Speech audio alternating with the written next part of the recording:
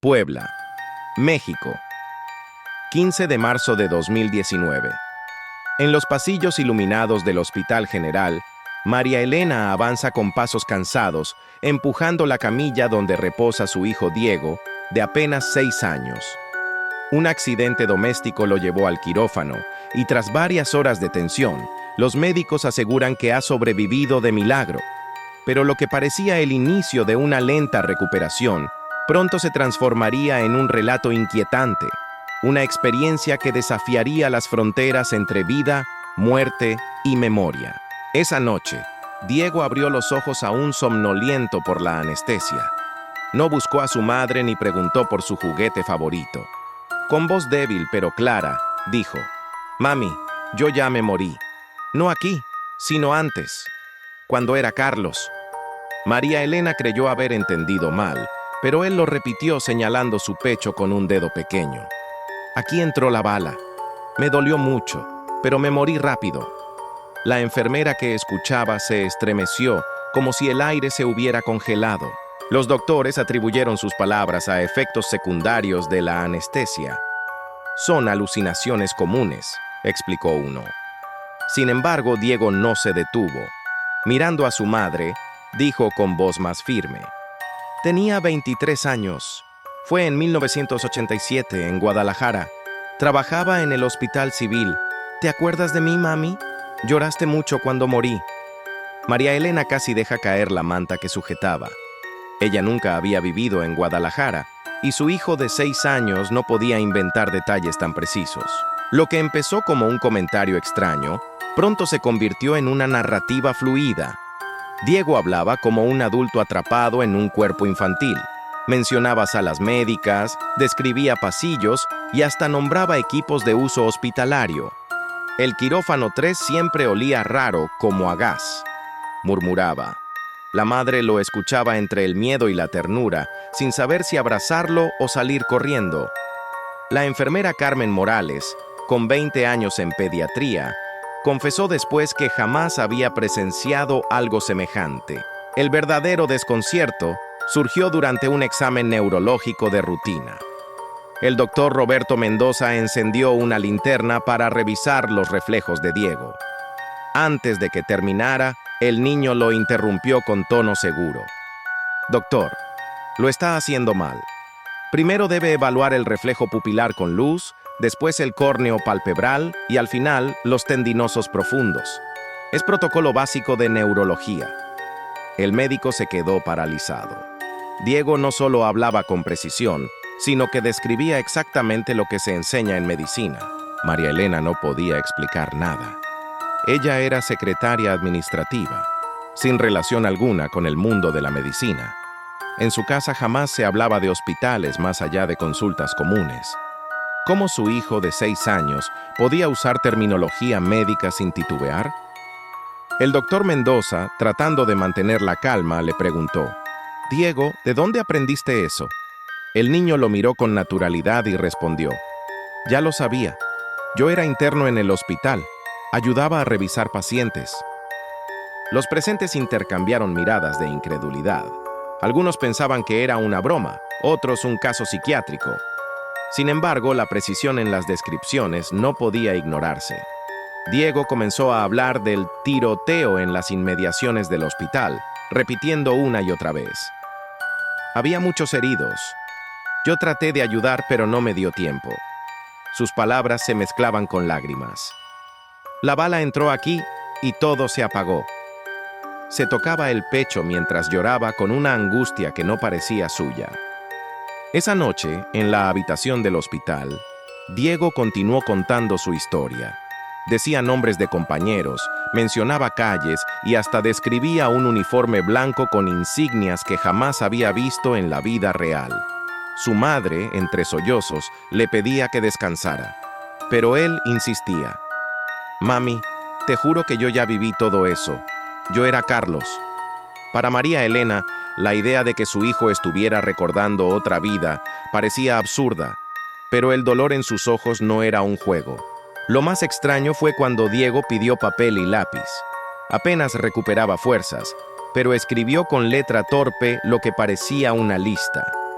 electrocardiograma, saturación de oxígeno, glucosa, reflejos, signos vitales. Era un protocolo médico detallado, imposible de conocer para un niño de su edad.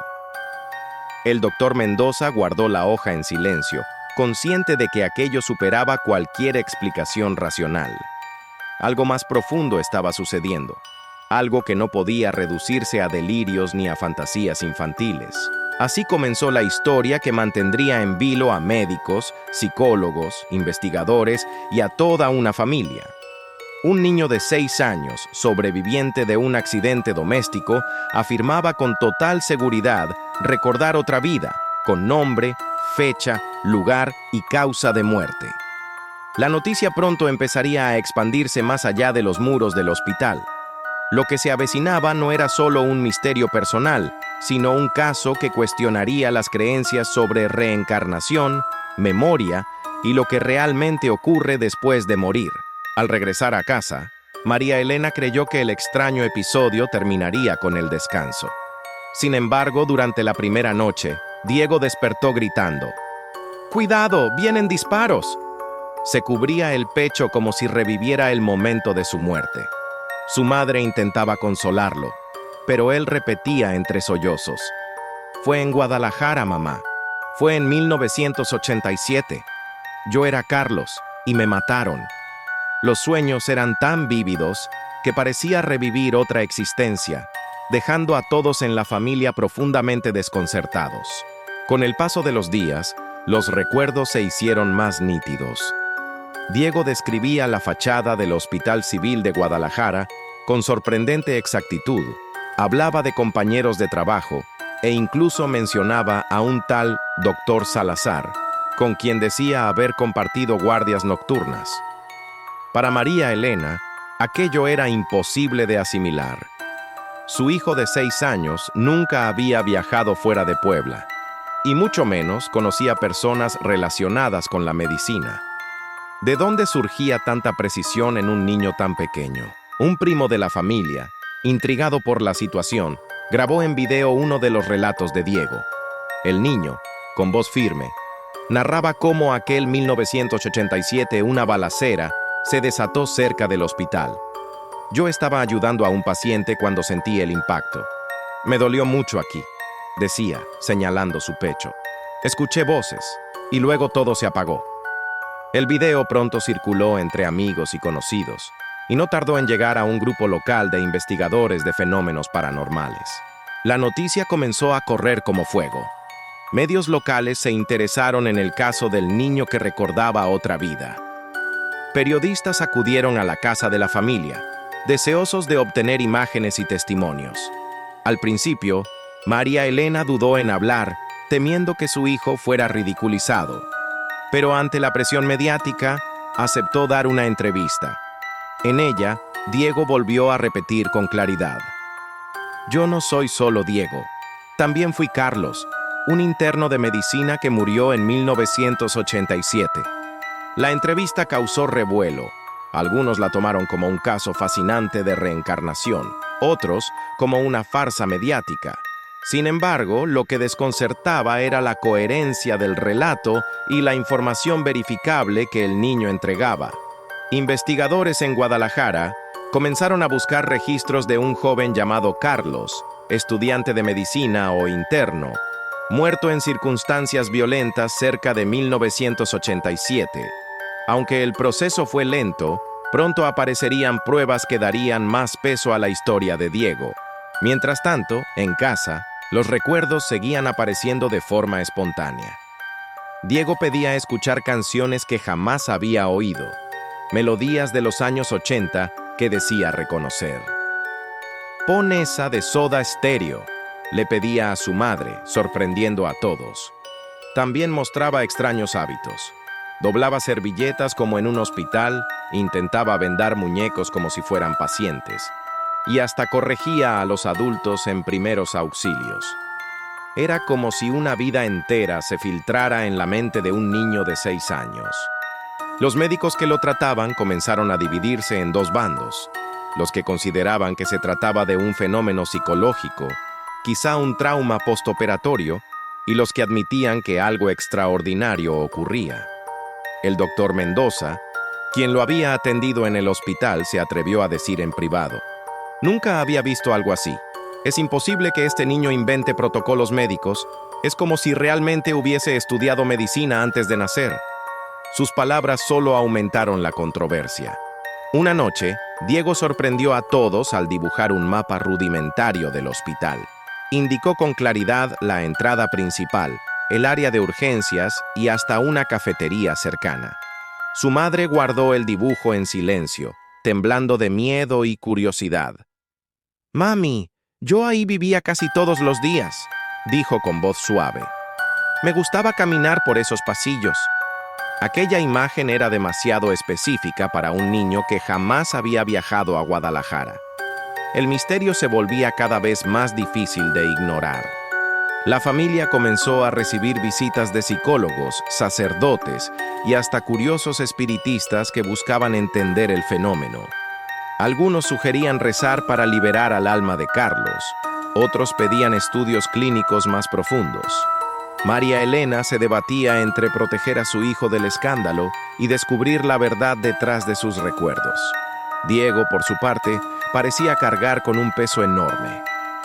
«Yo quiero descansar, mami», decía a veces, «pero también quiero que sepan que yo existí». Con la presión mediática en aumento, un equipo de periodistas viajó hasta Guadalajara para verificar los datos. Lo que descubrieron fue perturbador. En 1987, durante un tiroteo cerca del Hospital Civil, un joven interno de 23 años, llamado Carlos Hernández, había muerto tras recibir un disparo en el pecho. Los registros coincidían exactamente con la narración de Diego. La noticia corrió rápidamente, y lo que comenzó como el testimonio aislado de un niño de 6 años se transformó en un caso nacional. El hallazgo de los registros en Guadalajara sacudió a todos. El nombre, la edad y la causa de muerte coincidían con lo narrado por Diego. Los medios comenzaron a llamarlo el niño que recordaba ser médico. Algunos lo consideraban un milagro de la reencarnación. Otros, un engaño bien montado. Pero lo cierto era que cada detalle reforzaba la veracidad de su historia. Lo que antes parecía un juego de imaginación infantil, ahora se transformaba en un caso imposible de ignorar. Un equipo de investigadores viajó a Puebla para entrevistarlo. Querían comprobar si el niño podía dar más información que confirmara su supuesta vida pasada. Frente a las cámaras, Diego dibujó nuevamente la sala de urgencias del Hospital Civil, describiendo dónde quedaban los quirófanos y la cafetería. Los expertos compararon luego el dibujo con planos oficiales. Coincidían de manera inquietante. Incluso describió un mural en la entrada que, según los archivos, había sido pintado a inicios de los 80. La noticia llegó a la familia Hernández, los padres biológicos de Carlos, el joven que murió en 1987. Ellos aceptaron encontrarse con Diego, aunque al principio lo consideraban imposible. El encuentro fue conmovedor. Al verlos, el niño se abalanzó sobre la señora Teresa, la madre de Carlos, y con lágrimas dijo: «Mamá, no llores más, aquí estoy». La mujer se desplomó en un llanto incontenible. Nadie en esa sala pudo contener la emoción. Era como si el pasado se hubiera materializado. Durante el encuentro, Diego mencionó detalles íntimos que jamás pudo haber conocido. Habló de un perro llamado Lucas, que dormía siempre a los pies de Carlos. Recordó la guitarra que guardaba en su habitación y hasta una carta de amor que nunca se entregó. La familia quedó petrificada. «Eso solo lo sabíamos nosotros», dijo entre sollozos don Ernesto, el padre. Aquellas revelaciones no solo estremecieron a los presentes, sino que reforzaron la sospecha de que algo extraordinario estaba ocurriendo. Los investigadores documentaron el encuentro, recopilando testimonios, fotografías y audios. El caso empezó a circular en conferencias sobre reencarnación, comparándolo con otros fenómenos similares en India o Estados Unidos. Sin embargo, la diferencia aquí era la cantidad de pruebas verificables. Fechas, nombres, protocolos médicos, hasta objetos personales. Todo provenía de un niño de 6 años que nunca había salido de Puebla. Aquello generó un debate encendido entre científicos, religiosos y creyentes del espiritismo en toda América Latina. Los médicos, intrigados, sometieron a Diego a una serie de pruebas neurológicas y psicológicas. Querían descartar alucinaciones, traumas o manipulación. Pero los resultados fueron sorprendentes. No había indicios de enfermedad mental ni de exposición previa a la información que narraba. El niño poseía un desarrollo intelectual normal, acorde a su edad, salvo por un vocabulario y conocimientos médicos imposibles de explicar. Los especialistas quedaron divididos. Algunos lo llamaron un caso de criptomnesia. Otros empezaron a aceptar la palabra reencarnación. La Iglesia Católica también intervino. Un sacerdote local visitó a la familia para ofrecer apoyo espiritual. Aunque la doctrina oficial rechaza la reencarnación, el sacerdote admitió que el caso era desconcertante. El alma guarda misterios que aún no comprendemos, dijo con cautela. Por otro lado, grupos espiritistas celebraron el caso como evidencia de la continuidad de la vida más allá de la muerte. En cada esquina, la historia de Diego abría discusiones profundas sobre fe, ciencia y la naturaleza de la existencia. Mientras tanto, Diego continuaba mostrando conductas extrañas. En la escuela corregía a sus maestros cuando hablaban de primeros auxilios, organizaba a sus compañeros como si fueran pacientes y hasta pedía revisar heridas de juego. Es que así me entrenaron, explicaba. Sus compañeros lo apodaron Doctorcito, sin saber que detrás de esa conducta había una historia trágica. Para él, el recuerdo no era un juego, era un peso, un anhelo de reconocimiento, un llamado a que alguien entendiera lo que llevaba dentro. El momento más inquietante ocurrió cuando Diego fue llevado a Guadalajara, al Hospital Civil. Apenas vio la fachada, se estremeció. «Aquí estuve, aquí morí», murmuró. Caminó por los pasillos con seguridad, señalando lugares específicos. En una sala vacía dijo: «Aquí me despidieron mis compañeros antes de que cerraran el féretro». Los investigadores documentaron todo en video. La exactitud de sus descripciones dejó a todos sin palabras. Era como si el espíritu de Carlos hubiese regresado para cerrar un capítulo inconcluso. Con cada revelación, el caso de Diego trascendía fronteras. Expertos internacionales comenzaron a interesarse, comparando lo ocurrido con las investigaciones del doctor Ian Stevenson sobre niños que recordaban vidas pasadas. Para la familia, no se trataba de fama ni de ciencia, sino de un dilema personal. ¿Cómo proteger a un niño de 6 años que cargaba con recuerdos tan dolorosos de otra vida? La pregunta se volvía inevitable. ¿Estaba el alma de Carlos realmente reencarnada en Diego o era algo aún más complejo? La historia de Diego dejó de ser solo un asunto familiar. Programas de televisión nacional comenzaron a invitar a la madre y al niño para entrevistas en horario estelar. Mientras algunos lo presentaban como un prodigio espiritual, otros intentaban ridiculizar el relato. Pero Diego, con sus apenas 6 años, respondía con seguridad y calma sorprendente. «No me lo estoy inventando», decía mirando a la cámara.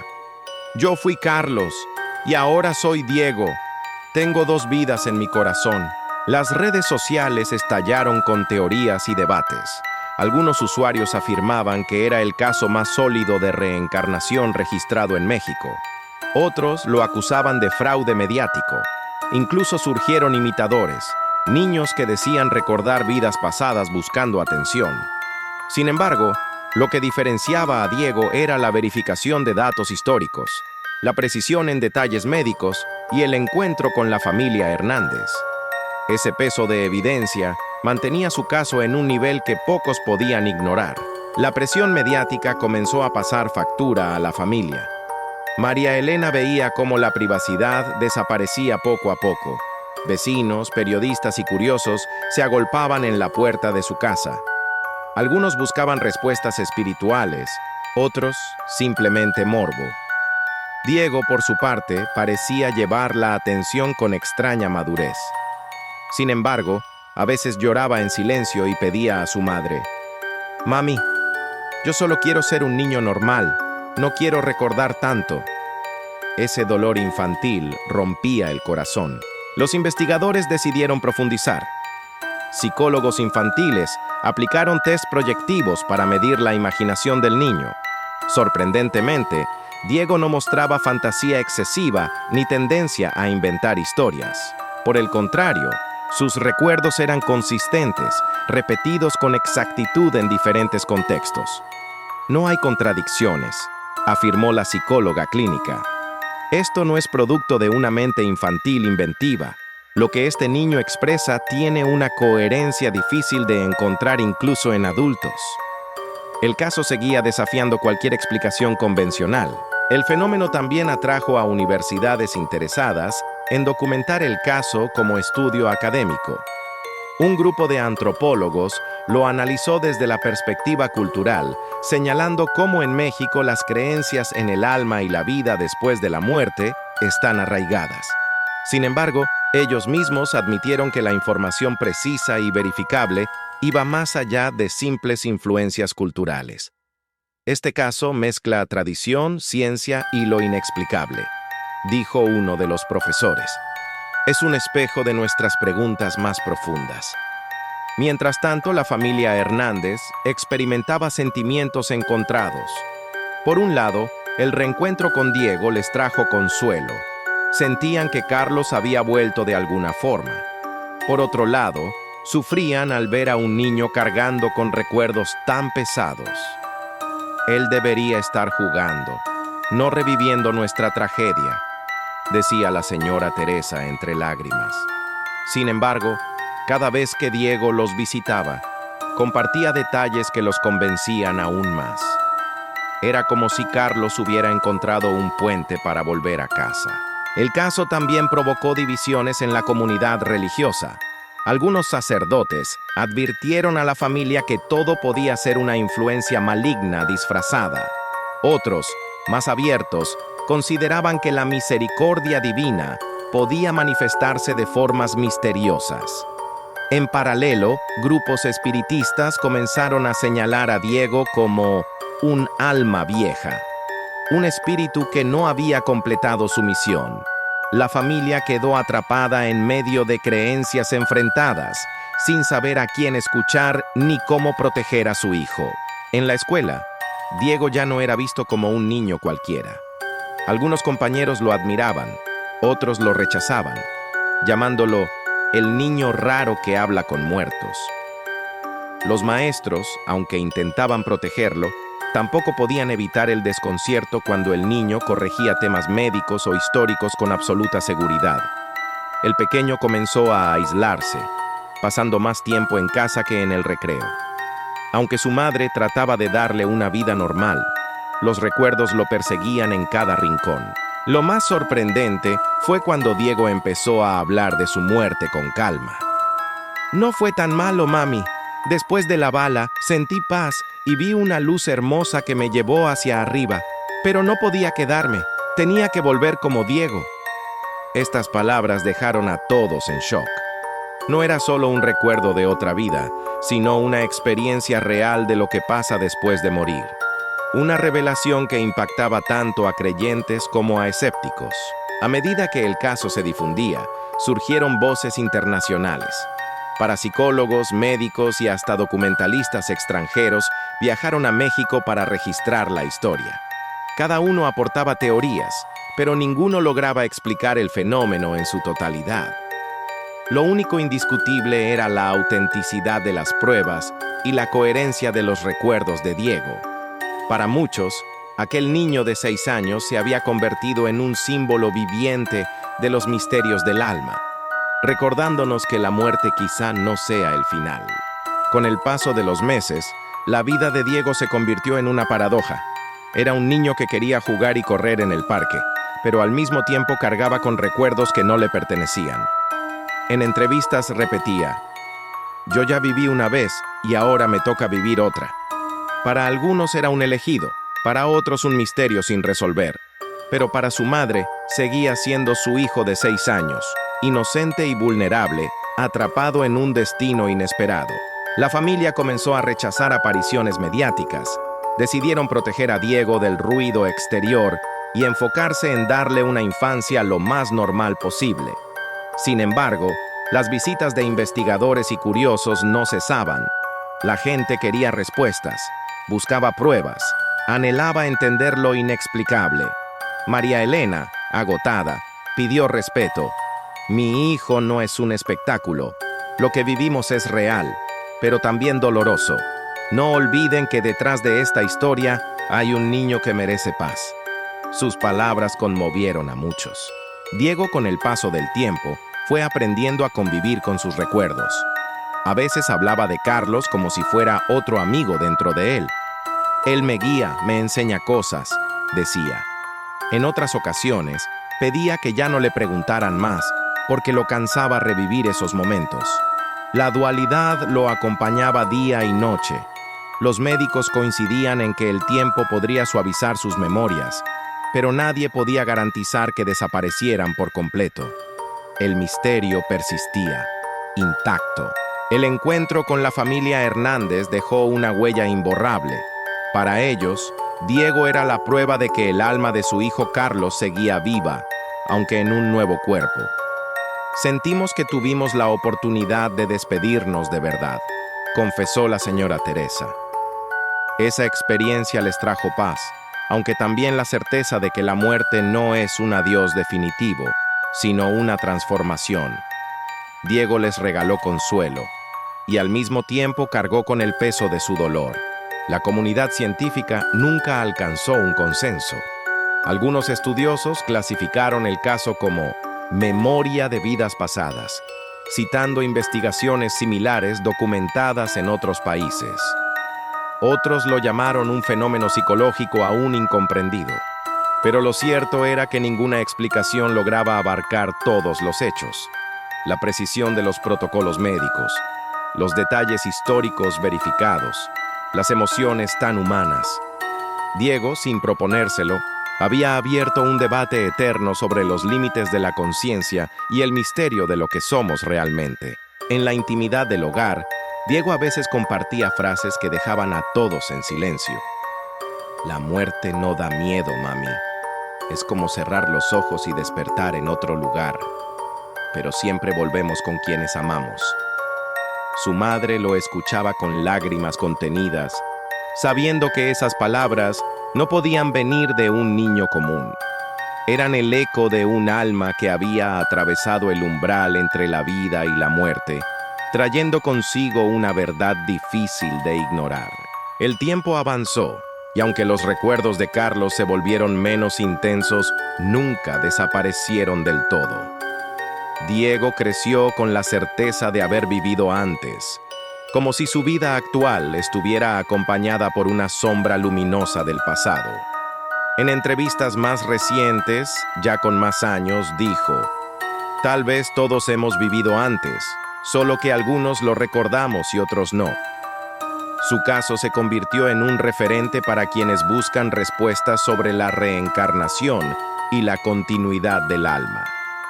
Los especialistas que siguieron su historia coincidieron en algo. El caso de Diego no podía ser reducido a una simple coincidencia.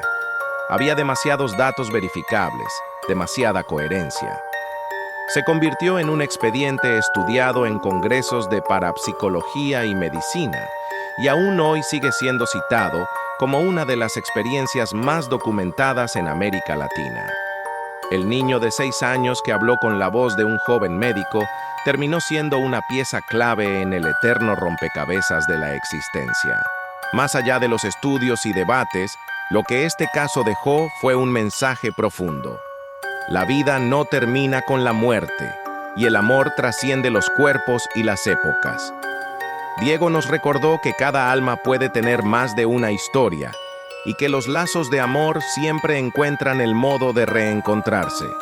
Su relato no solo conmovió a los escépticos y a los creyentes, sino que abrió una ventana hacia lo desconocido, hacia lo que nos espera más allá del último aliento. Hoy, al mirar atrás, la historia de Diego sigue viva en la memoria colectiva. No importa si la interpretamos como reencarnación, fenómeno psicológico o milagro divino.